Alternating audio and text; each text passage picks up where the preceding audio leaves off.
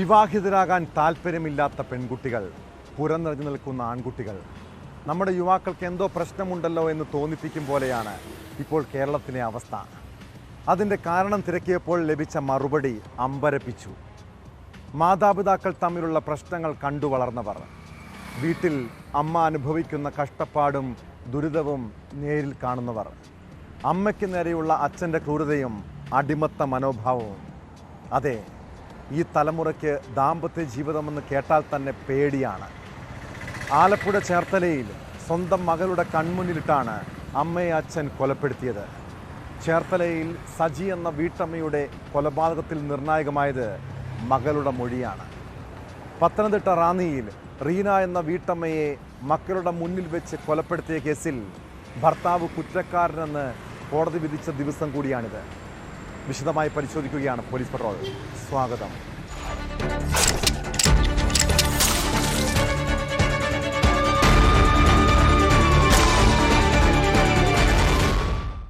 Alappuzha ചേർത്തലയിലെ college വിദ്യാർത്ഥിനിയായ മീഷ്മയ്ക്ക് അച്ഛനെ കാണുമ്പോൾ ഇപ്പോൾ ഭയമാണ്.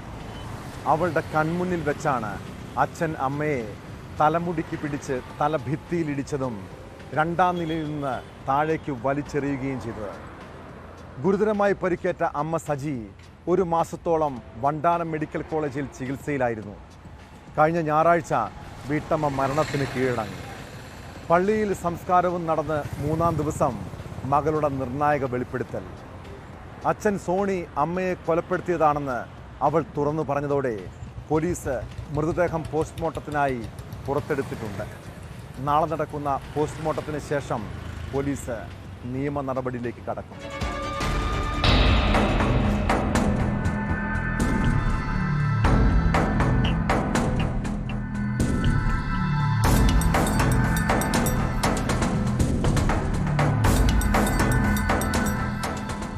തലയ്ക്ക് പരിക്കേറ്റ് വണ്ടാനം മെഡിക്കൽ കോളേജ് ആശുപത്രിയിൽ ചികിത്സയിലായിരുന്ന സജി കഴിഞ്ഞ 9-നാണ് മരിക്കുന്നത്. ജനുവരി 8-ന് സ്റ്റെയർകേസിൽ നിന്ന് സജി തെന്നി വീണ് പരിക്കേറ്റുവെന്ന് പറഞ്ഞാണ് ചേർത്തലയിലെ സ്വകാര്യ ആശുപത്രിയിൽ പ്രവേശിപ്പിക്കുന്നത്.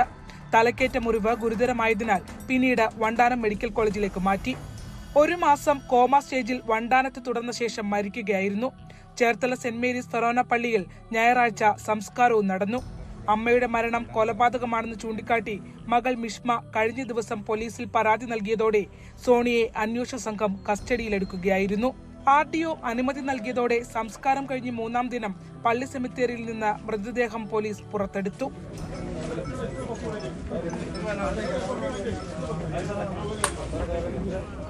സജിയുടെ മരണം കൊലപാതകമാണെന്ന് സഹോദരൻ തോമസ് ആരോപിച്ചു. മുടിക്ക് കുത്തിപ്പിടിച്ച് ഭിത്തിയിൽ തലയിടിപ്പിച്ച ശേഷം വീടിന്റെ 2-ാം നിലയിൽ നിന്ന് അമ്മയെ അച്ഛൻ സോണി താഴേക്ക് എറിയുകയായിരുന്നുവെന്നാണ് മകളുടെ മൊഴി. ശേഷം കത്തിയുമായി മകളെയും സോണി ഓടിച്ചതായി ബന്ധുക്കൾ പറഞ്ഞു. നമുക്ക് അതിനകത്ത് ദുരൂഹത ഉണ്ടായിരുന്നു. ദുരൂഹത ഉള്ളത് കൊണ്ട് നമ്മൾ പരാതി കൊടുത്തു. ഇന്നോ നാളെയോ നമുക്ക് ഡിസ്കവറി ആകും എന്നുള്ള രീതിക്ക് വന്നു. അന്നേരം നമുക്ക് അല്ല, ഈ ഡിസ്കവറി ആകുവാണെങ്കിൽ പുള്ളിക്കാർ തന്നെ ഇതിൻ്റെ എന്താ സംഭവിച്ചെന്ന് പറയുമല്ലോ. അത് നോക്കിയിരുന്നു. കാരണം എപ്പോഴും മദ്യവെച്ചിട്ട് വന്നിട്ടും ഒരുമാതിരി ഈ പ്രാന്തന്മാരെ പോലെയൊക്കെയാണ് കാണിച്ചുകൊണ്ടിരുന്നതെന്ന് പറയുന്നത്. നിരന്തരം സോണി സജിയെ മർദ്ദിക്കാറുണ്ടെന്ന് അയൽവാസികളും സ്ഥിരീകരിക്കുന്നു.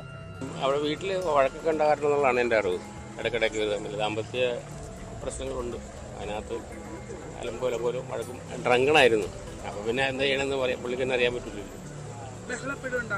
കാരണം ഉണ്ടാകണമെന്നാണ് എൻ്റെ അടുത്തുള്ള വീട്ടിലൊക്കെ പറഞ്ഞത്.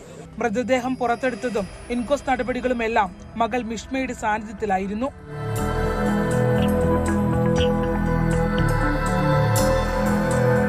ഇൻക്വസ്റ്റ് പൂർത്തിയാക്കി മൃതദേഹം വണ്ടാനം മെഡിക്കൽ കോളേജിലേക്ക് മാറ്റി. പോസ്റ്റ്മോർട്ടം വ്യാഴാഴ്ച നടക്കും. നിലവിൽ അസ്വാഭാവിക മരണത്തിനാണ് കേസെടുത്തിട്ടുള്ളത്. പോസ്റ്റ്മോർട്ടം റിപ്പോർട്ടിന് ശേഷമാകും പോലീസ് കൂടുതൽ നിയമ നടപടികളിലേക്ക് കടക്കുക.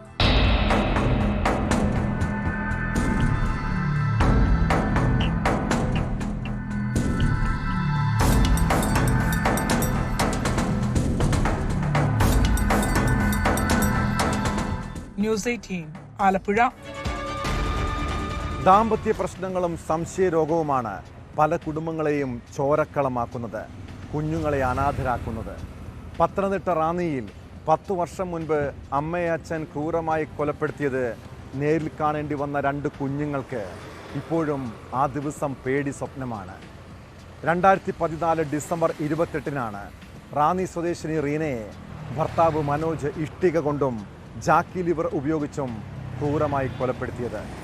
കേസിൽ 10 വർഷത്തിന് ശേഷം ഭർത്താവ് കുറ്റക്കാരനെന്ന് കോടതി വിധിച്ചിരിക്കുന്നു. പ്രതിക്കുള്ള ശിക്ഷ പത്തനംതിട്ട അഡീഷണൽ ജില്ലാ സെഷൻസ് കോടതി നാളെ വിധിക്കും.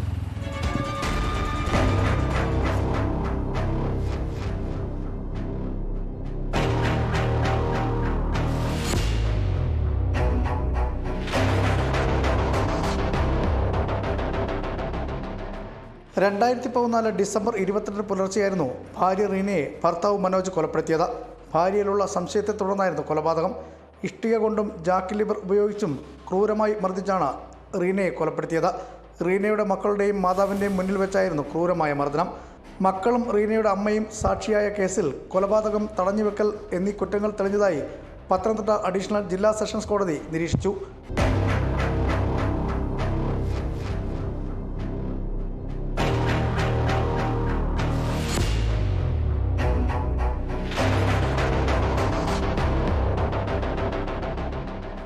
പ്രതിക്കുള്ള ശിക്ഷ വ്യാഴാഴ്ച വിധിക്കും. കൊലപാതകം നടന്ന് 11 വർഷത്തിന് ശേഷമാണ് കോടതി വിധി.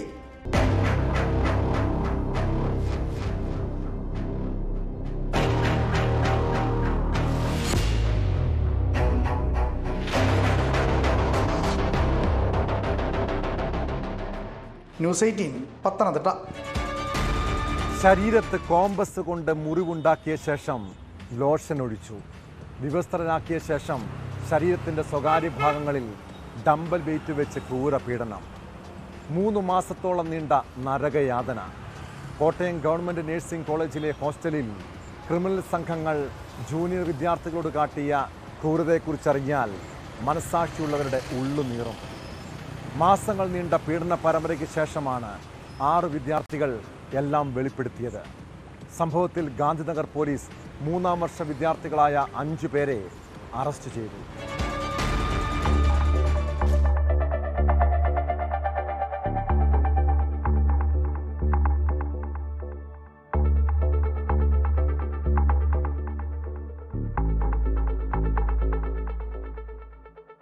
മൂന്ന് മാസം നീണ്ട പീഡന പരമ്പരയ്ക്കൊടുവിലാണ് കുട്ടികൾ പരാതിയുമായി എത്തിയത്. രക്ഷിതാക്കളെ വിവരമറിയിച്ചതോടെയാണ് സംഭവം പുറത്തുവരുന്നത്. പ്രാഥമിക അന്വേഷണം നടത്തിയ കോളേജ് പരാതി പോലീസിന് കൈമാറുകയായിരുന്നു. തുടർന്നാണ് 5-അംഗ സംഘത്തെ ഗാന്ധിനഗർ പോലീസ് കസ്റ്റഡിയിലെടുത്തത്. തുടർന്ന് നടന്ന ചോദ്യം ചെയ്യലിൽ പീഡനത്തിന്റെ വീഡിയോ അടക്കം പ്രതികളിൽ നിന്ന് പോലീസ് കണ്ടെടുത്തു. 3-ാം വർഷ വിദ്യാർത്ഥികളായ സാമുവൽ ജോൺ, വിവേക്, റിജിൽജിത്ത്, രാഹുൽ രാജ്, ജീവ എന്നിവരെയാണ് അറസ്റ്റ് ചെയ്തത്. കോളേജിൽ ആന്റി റാഗിംഗ് സംവിധാനമുണ്ടെന്നും എന്നാൽ വിദ്യാർത്ഥികൾ ഒരു പരാതി പോലും പറഞ്ഞിരുന്നില്ലെന്നും കോളേജ് അധികൃതർ വിശദീകരിച്ചു. അവരുടെ ക്ലാസ് ടീച്ചർ ദിവസവും തന്നെ റാഗിങ്ങിൻ്റെ എന്തെങ്കിലും വിഷയങ്ങളുണ്ടോ എന്ന് ക്ലാസ്സിൽ ദിവസവും ചോദിക്കുന്നുണ്ടായിരുന്നു. നാളിതുവരെ ഒന്നും റിപ്പോർട്ട് ചെയ്തിരുന്നില്ല. ഇന്നലെ രാവിലെ ആ ക്ലാസ്സിലൊരു കുട്ടിയുടെ പേരന്റ്, അച്ഛൻ, ക്ലാസ് ടീച്ചറിനെ വിളിച്ചാണ് റിപ്പോർട്ട് ചെയ്തത്. ഏലപ്പാറ സ്വദേശിയുടെ പരാതി പരിഗണിച്ചാണ് പോലീസ് എഫ്ഐആർ ഇട്ടത്. പ്രാഥമിക അന്വേഷണം നടത്തിയ കോളേജ് റിപ്പോർട്ട് നഴ്സിംഗ് കൗൺസിലിന് കൈമാറിയിട്ടുണ്ട്. വിശദാന്വേഷണത്തിനും തീരുമാനമായി. അതേസമയം റാഗിംഗ് വിവരം തങ്ങളോടും വിദ്യാർത്ഥികൾ പറഞ്ഞിരുന്നില്ലെന്ന് രക്ഷിതാക്കൾ പ്രതികരിച്ചു. നമ്മളെ എല്ലാ മാസവും വിളിച്ചു നോക്കി പിന്നെ എന്നാണ് വിശേഷമൊന്നുമില്ലെന്ന് പറയും. അപ്പോൾ ഇന്നലെ വന്നപ്പോഴത്തേക്ക് പിന്നെ ക്ലാസ് ടീച്ചർ വിളിച്ചു ചോദിച്ചു, നിങ്ങൾ സംഭവം അറിഞ്ഞു? ലിബിൻ പറഞ്ഞു. ഞാൻ അറിഞ്ഞില്ലെന്ന് പറഞ്ഞു. അപ്പോൾ ലിബിനെ വിളിച്ചു. ലിബിൻ എന്നാ ഇത് അറിയത്തെന്ന് പറഞ്ഞു. അപ്പോൾ ഇതുപോലെ നമുക്ക് പേടിയായിരുന്നു, അവർ ദിവസം ഭീഷണിയാണ്, അപ്പോൾ പൈസ എല്ലാ മാസവും പിടിച്ചെടുക്കുമെന്ന് പറഞ്ഞു. Gandhinagar station house officer T ശ്രീജിത്തിന്റെ നേതൃത്വത്തിലുള്ള സംഘമാണ് കേസ് അന്വേഷിക്കുന്നത്.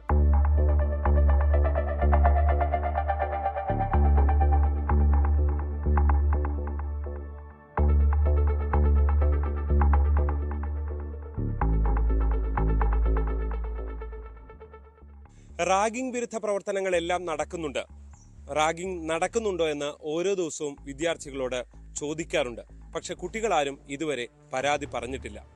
ഇതാണ് പ്രിൻസിപ്പൽ നൽകുന്ന വിശദീകരണം. അതായത് സംവിധാനങ്ങളൊക്കെ ഉണ്ടായിട്ടും റാഗിംഗ് നടന്നു. സംവിധാനങ്ങളുടെ പരാജയമാണ് കോട്ടയം മെഡിക്കൽ കോളേജിലെ ഈ നഴ്സിംഗ് കോളേജ് ചൂണ്ടിക്കാട്ടുന്നത്. G Sreejith, news 18 Kottayam. സ്കൂളിലും കോളേജുകളിലുമൊക്കെ കുട്ടികൾ തമ്മിൽ സൗഹൃദവും പ്രണയവും ഒക്കെ ഉണ്ടാകാം. എന്നാൽ ഒരു സൗഹൃദത്തിൻ്റെ പേരിൽ തട്ടിക്കൊണ്ടുപോകലും മർദ്ദനവുമൊക്കെ കേരളത്തിൽ കേട്ടുകേൾവിയില്ലാത്ത കാര്യമാണ്. തിരുവനന്തപുരം മംഗലപുരത്ത് 10ാം ക്ലാസ്സുകാരനെ തട്ടിക്കൊണ്ടുപോയി മർദ്ദിച്ചത് ഒരു പെൺകുട്ടിയുമായുള്ള സൗഹൃദത്തിൻ്റെ പേരിലാണ്. ഇടവിളാകം സ്വദേശിയായ 15-കാരനെ കാറിലെത്തിയ 4-അംഗ സംഘമാണ് തട്ടിക്കൊണ്ടുപോയത്. പിന്നാലെ പോലീസെത്തി വിദ്യാർത്ഥിയെ മോചിപ്പിക്കുകയും പ്രതികളെ പിടികൂടുകയും ചെയ്തു. പ്രതികളിൽ ഒരാളായ ശ്രീജിത്തിന് 10ാം ക്ലാസ്സുകാരൻ്റെ സഹപാഠിയായ പെൺകുട്ടിയുമായി അടുപ്പമുണ്ടെന്ന് ആരോപിച്ചായിരുന്നു നാടകീയ സംഭവങ്ങൾ.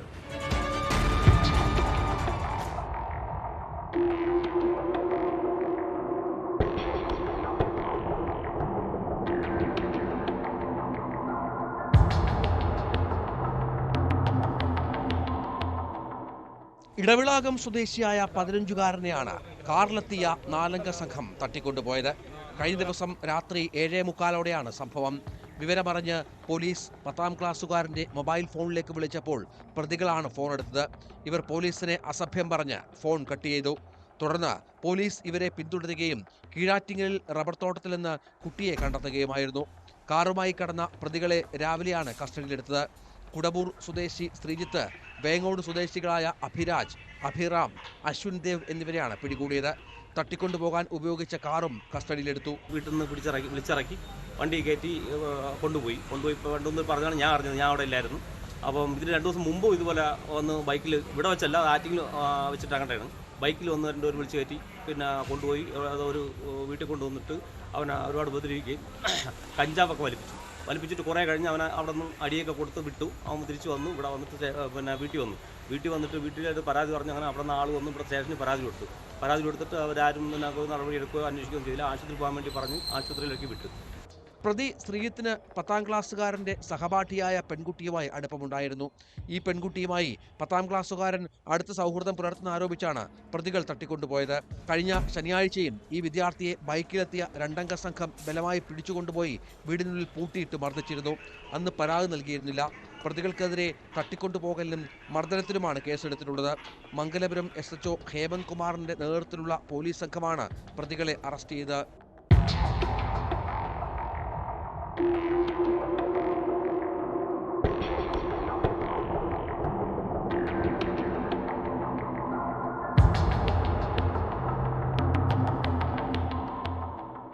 ന്യൂസ് 18 മംഗലപുരം. പത്തനംതിട്ട കോന്നി മുറിഞ്ഞകല്ലിലെ 19-കാരിയായ ഗായത്രി എന്തിനാണ് ആത്മഹത്യ ചെയ്തത്? മിലിറ്ററി റിക്രൂട്ട്മെന്റ് പരിശീലന കേന്ദ്രത്തിലെ ചൂഷണങ്ങളാണ് ജീവനൊടുക്കാനുള്ള കാരണമെന്ന അമ്മയുടെ ആരോപണം കളവാണോ? ഗായത്രി ജീവനൊടുക്കിയ സംഭവവുമായി ബന്ധപ്പെട്ട് അമ്മയ്ക്കൊപ്പം കഴിയുന്ന യുവാവിനെതിരെ ആരോപണവുമായി രണ്ടാനച്ഛൻ രംഗത്തെത്തി. അമ്മയ്ക്കൊപ്പം കഴിയുന്ന ആദർശിനെ സംശയമുണ്ടെന്നാണ് പരാതി. എന്നാൽ മകളുടെ നഗ്നചിത്രങ്ങൾ ദ്രോണ ഡിഫൻസ് അക്കാദമി ഉടമ പകർത്തിയെന്നാണ് അമ്മയുടെ ആരോപണം. അതേസമയം ആത്മഹത്യാക്കുറിപ്പിൽ ആരെക്കുറിച്ചും പരാമർശമില്ലെന്ന് പോലീസ് പറയുന്നു.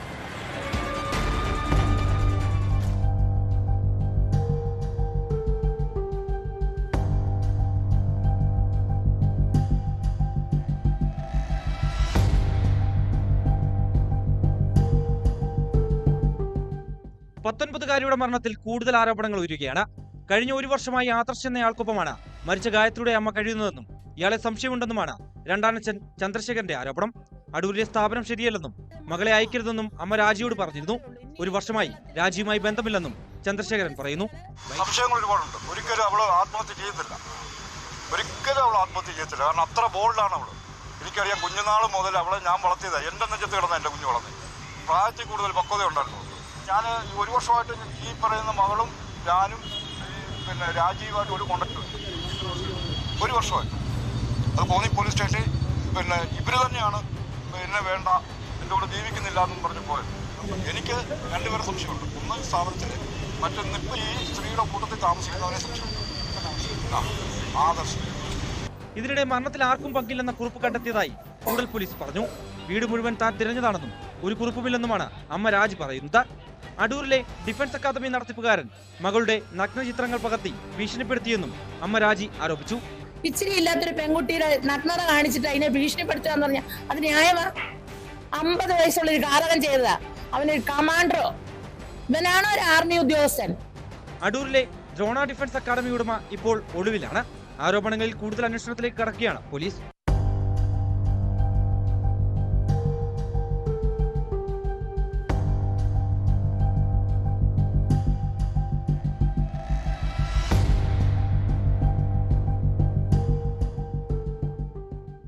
ന്യൂസ് 18 പത്തനംതിട്ട. ഈ ഭൂമിയിൽ ഒന്നിച്ച് ജീവിക്കാൻ കഴിയില്ലെങ്കിൽ പരലോകത്തെങ്കിലും ഒന്നിക്കാം. മലപ്പുറം മഞ്ചേരി ആമയൂരിലെ സജീറും ഷൈമയും സ്വപ്നം കണ്ട ജീവിതം ആരൊക്കെയോ തട്ടിത്തെറിപ്പിച്ചു. സ്കൂളിൽ പഠിക്കുമ്പോൾ മുതലുള്ള പ്രണയമാണ്. വീട്ടുകാർ എതിർത്തിട്ടും പരസ്പരം പിരിയാൻ കഴിയാത്ത ബന്ധം. അങ്ങനെ 18-ാം വയസ്സിൽ ഷൈമയെ വിവാഹം കഴിപ്പിച്ചയക്കാൻ വീട്ടുകാർ തീരുമാനിക്കുന്നു. സജീറിനെ വേർപിരിഞ്ഞുള്ള ജീവിതത്തെക്കുറിച്ച് അവൾക്ക് ചിന്തിക്കാൻ പോലും കഴിഞ്ഞിരുന്നില്ല. അങ്ങനെയാണ് ഷൈമ ജീവനൊടുക്കിയത്. തൊട്ടു പിന്നാലെ തൻ്റെ പ്രിയപ്പെട്ടവളില്ലാത്ത ലോകത്ത് നിന്ന് സജീറും യാത്രയായിരിക്കുന്നു. ആരാണിവരെ മരണത്തിലേക്ക് തള്ളിവിട്ടത്? എന്തിനാണ് ആ പ്രണയത്തെ എതിർത്തത്? മറുപടി പറയേണ്ടത് ബന്ധുക്കൾ തന്നെയാണ്.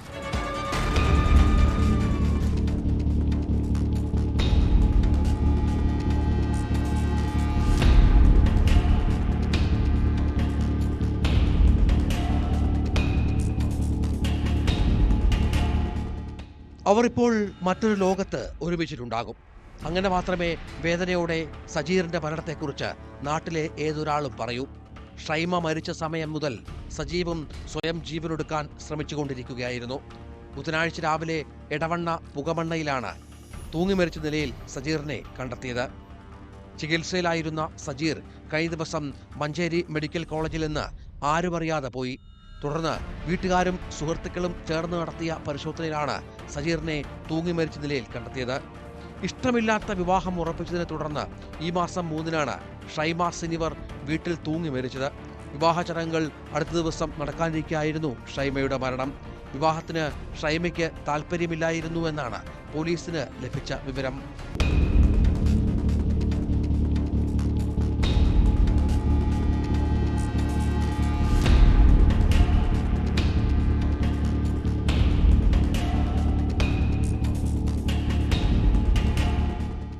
ഷൈമ മരിച്ചതറിഞ്ഞ് അന്ന് തന്നെ സജീർ കൈഞ്ഞരമ്പ് മുറിച്ച് ആത്മഹത്യയ്ക്ക് ശ്രമിച്ചിരുന്നു. ആശുപത്രിയിൽ നിന്ന് വീട്ടിലെത്തിയ സജീർ മരുന്ന് അമിതമായ അളവിൽ കഴിച്ചും ശുചീകരണ ലോഷൻ കുടിച്ചും ജീവനൊടുക്കാൻ ശ്രമിച്ചിരുന്നു. ഇതിന്റെ ചികിത്സകൾ പുരോഗമിക്കുമ്പോഴാണ് സജീർ മെഡിക്കൽ കോളേജിൽ നിന്നും ആരോടും പറയാതെ ഇറങ്ങിപ്പോയത്. തുടർന്ന് വീട്ടുകാർ നൽകിയ പരാതിയിൽ മഞ്ചേരി പോലീസ് കേസെടുത്ത് അന്വേഷണം തുടങ്ങിയിരുന്നു. സജീറിനായി അന്വേഷണവും തെരച്ചിലും നടക്കുമ്പോഴാണ് ഇയാളെ മരിച്ച നിലയിൽ കണ്ടെത്തിയത്. മരിക്കും മുമ്പ് ഇരുവരും ഒന്നിച്ചുള്ള ചിത്രം സജീർ സമൂഹമാധ്യമത്തിൽ സ്റ്റാറ്റസ് ഇട്ടിരുന്നു. എൻ്റെ മാലാഖ എന്ന ഒറ്റവരിക്കൊപ്പമാണ് വെള്ള നിറത്തിലുള്ള വസ്ത്രം ധരിച്ച് ഇരുവരും നിൽക്കുന്ന ചിത്രം സജീർ പോസ്റ്റ് ചെയ്തത്. മഞ്ചേരി മെഡിക്കൽ കോളേജിൽ പോസ്റ്റ്മോർട്ടം നടപടികൾ പൂർത്തിയാക്കി മൃതദേഹം ബന്ധുക്കൾക്ക് വിട്ടുകൊടുത്തു.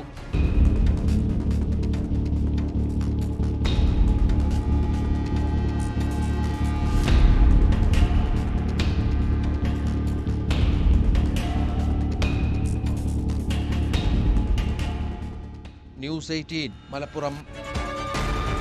മദ്യവും ലഹരിയും മനുഷ്യരെ മനോരോഗികളും ക്രിമിനലുകളുമാക്കി മാറ്റുകയാണ്. ആരെ കൊല്ലാനും മടിയില്ലാത്ത മാനസികാവസ്ഥയിലേക്ക് അവരെ എത്തിക്കുന്നു. കാസർഗോഡ് ഉപ്പളയിൽ സെക്യൂരിറ്റി ജീവനക്കാരനെ കുത്തിക്കൊലപ്പെടുത്തിയ സംഭവത്തിൽ പുറത്തുവരുന്നത് ഞെട്ടിപ്പിക്കുന്ന കാര്യങ്ങളാണ്.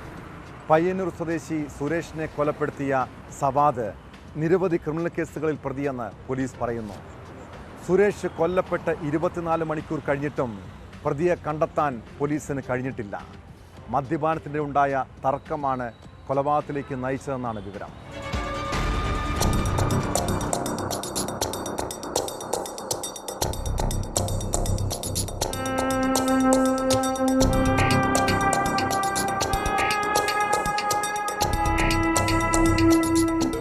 ഉപ്പളയെ നടുക്കുന്ന സംഭവമായിരുന്നു കഴിഞ്ഞ ദിവസം രാത്രിയിലുണ്ടായത്. പയ്യന്നൂർ സ്വദേശിയും സുരക്ഷാ ജീവനക്കാരനുമായ സുരേഷിനെയാണ് കുത്തിക്കൊലപ്പെടുത്തിയത്. ആംബുലൻസ് മോഷണമടക്കം നിരവധി കേസുകളിലെ പ്രതിയും മഞ്ചേശ്വരം പോലീസ് സ്റ്റേഷൻ പരിധിയിലെ താമസക്കാരനുമായ സവാദാണ് സുരേഷിനെ കുത്തിയത്. കുത്തേറ്റ് സാരമായി പരിക്കേറ്റ സുരേഷിനെ ഉപ്പളയിലെ ആശുപത്രിയിലാണ് ആദ്യം പ്രവേശിപ്പിച്ചത്.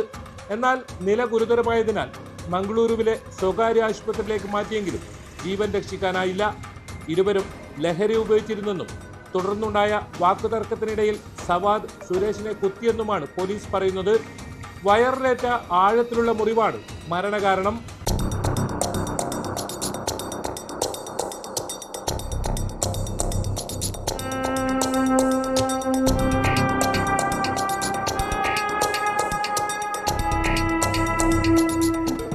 കൊല്ലപ്പെട്ട സുരേഷ് ഉപ്പളയിൽ നിർമ്മാണം നടക്കുന്ന ഫ്ളാറ്റിന്റെ കാവൽക്കാരനായി ജോലി ചെയ്തു വരികയായിരുന്നു.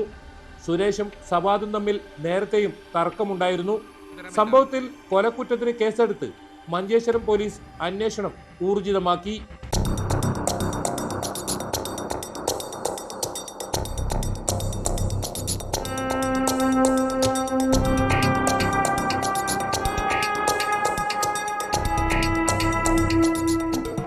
ന്യൂസ് 18 കാസർഗോഡ്. പല കുടുംബങ്ങളിലും സഹോദരങ്ങൾ തമ്മിലുള്ള പ്രശ്നങ്ങൾക്ക് കാരണം സ്വത്തും പണവുമാണ്. മലപ്പുറത്ത് സ്വത്ത് തർക്കത്തെ തുടർന്ന് വയോധികനെ മർദ്ദിച്ച് കൊലപ്പെടുത്തിയ സംഭവത്തിന് പിന്നിലും സ്വത്ത് തർക്കമെന്ന് വിവരം. കേസിൽ കൊല്ലപ്പെട്ട മൂടാൽ സ്വദേശി മുഹമ്മദ് കുട്ടിയുടെ സഹോദരനെയും മക്കളെയും പോലീസ് അറസ്റ്റ് ചെയ്തു. മർദ്ദനമേറ്റ് ചികിത്സയിലായിരുന്ന മുഹമ്മദ് കുട്ടി ജനുവരി 7-നാണ് മരിച്ചത്. സംഭവത്തിന് ശേഷം പ്രതികൾ ഒളിവിലായിരുന്നു.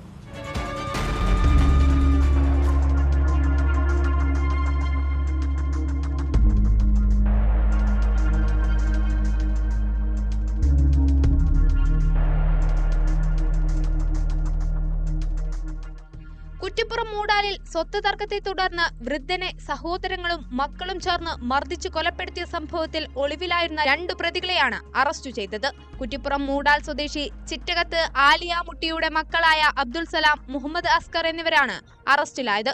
സംഭവത്തിന് ശേഷം ഇരുവരും ഒളിവിലായിരുന്നു. കൊലക്കുറ്റം ചുമത്തിയാണ് ഇരുവരെയും അറസ്റ്റ് ചെയ്തത്. പ്രതികളുടെ മുൻകൂർ ജാമ്യാപേക്ഷ കോടതി നേരത്തെ തള്ളിയിരുന്നു.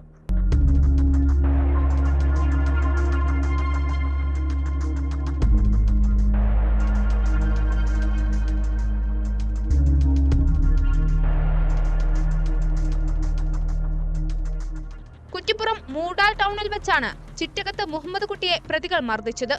ഗുരുതരമായി പരിക്കേറ്റ 75-കാരൻ മുഹമ്മദ് കുട്ടി ഒരാഴ്ച ആശുപത്രിയിൽ ചികിത്സയിൽ കഴിഞ്ഞ ശേഷം കഴിഞ്ഞ ജനുവരി 7-നാണ് മരിച്ചത്. പിന്നീട് പ്രചരിച്ച ദൃശ്യങ്ങളുടെ കൂടി അടിസ്ഥാനത്തിലാണ് പ്രതികൾക്കെതിരെ കേസെടുത്ത് പോലീസ് അന്വേഷണം ആരംഭിച്ചത്. സ്വത്ത് തർക്കത്തെ തുടർന്നായിരുന്നു കൊലപാതകം.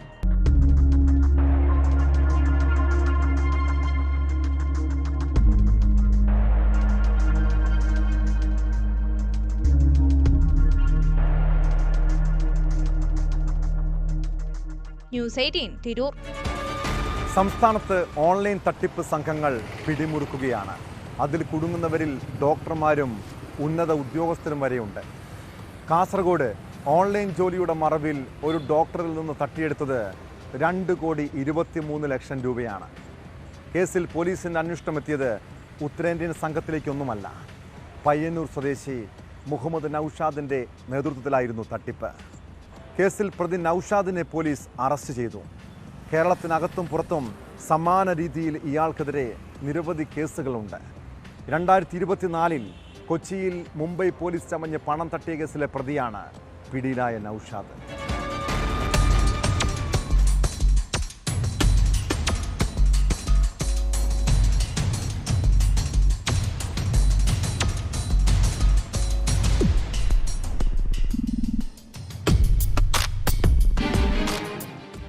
ഉത്തരേന്ത്യ കേന്ദ്രീകരിച്ച് ഓൺലൈൻ തട്ടിപ്പ് നടത്തുന്ന സംഘത്തിലെ സൂത്രധാരനാണ് കാസർഗോഡ് അറസ്റ്റിലായത്. പയ്യന്നൂർ സ്വദേശി മുഹമ്മദ് നൌഷാദാണ് സൈബർ പോലീസിന്റെ പിടിയിലായത്. ഓൺലൈനിലൂടെ ജോലി വാഗ്ദാനം ചെയ്ത് കാസർഗോട്ടെ ഒരു ഡോക്ടറിൽ നിന്ന് 2,23,00,000 രൂപ തട്ടിയെടുത്തെന്നാണ് കേസ്. ഇയാൾക്കെതിരെ കാസർഗോഡ് ജില്ലയിൽ മാത്രം 6 കേസുകൾ നിലവിലുണ്ട്. പയ്യന്നൂർ സ്റ്റേഷനിൽ ഒരു കേസിൽ പിടികിട്ടാപ്പുള്ളിയാണ്. ടെലിഗ്രാം വഴി ഓൺലൈൻ ട്രേഡിംഗിലൂടെ അമിത ലാഭം വാഗ്ദാനം ചെയ്താണ് ഇയാൾ ഇരകളെ വീഴ്ത്തുന്നത്.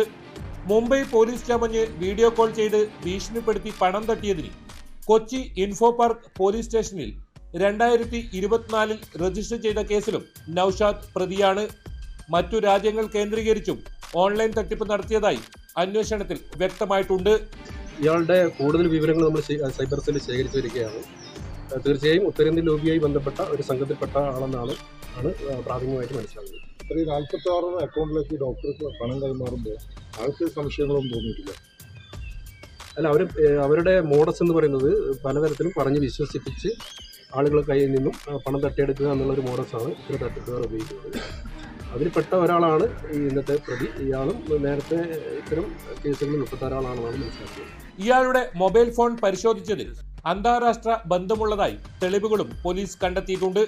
പ്രതിക്കെതിരെ സമാന രീതിയിലുള്ള മറ്റു കേസുകൾ സംബന്ധിച്ചും പോലീസ് വിവരം ശേഖരിച്ചു വരുന്നു. ഇയാളെ കസ്റ്റഡിയിൽ വാങ്ങി കൂടുതൽ ചോദ്യം ചെയ്യാനാണ് പോലീസിന്റെ തീരുമാനം.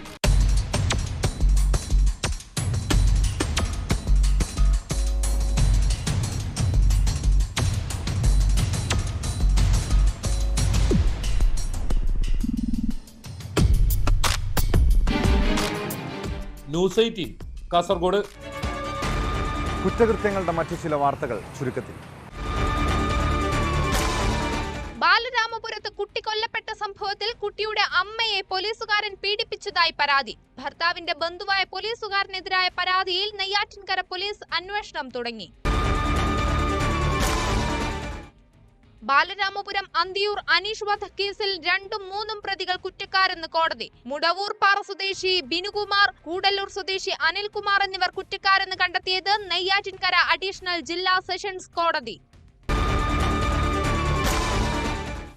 തിരുവനന്തപുരം വർക്കലയിൽ ദളിത് യുവാവിനെ കുത്തിപ്പരിക്കേൽപ്പിച്ച സംഭവത്തിൽ പോലീസ് പ്രതിയെ സംരക്ഷിക്കുന്നുവെന്ന് ആരോപണം ഉന്നയിച്ചത് ഗുരുതരാവസ്ഥയിൽ ചികിത്സയിലുള്ള മാന്തറ സ്വദേശി രാഹുലിന്റെ ബന്ധുക്കൾ. ഡോക്ടർ വന്ദനാദാസ് കൊലക്കേസിൽ വിചാരണ നടപടികൾ ആരംഭിച്ചു. വന്ദനയുടെ സഹപാഠി ഡോക്ടർ മുഹമ്മദ് ഷിബിൻ പ്രതിയെ കോടതിയിൽ തിരിച്ചറിഞ്ഞു. കൊല്ലം കടക്കലിൽ സ്വകാര്യ ബസ് ഡ്രൈവറെ കൊലപ്പെടുത്താൻ ശ്രമിച്ച കേസിൽ 3 പ്രതികൾ അറസ്റ്റിലായത് മടവൂർ സ്വദേശികളായ വരുൺ, അരുൺ, ചടയമംഗലം സ്വദേശി സേതു എന്നിവർ.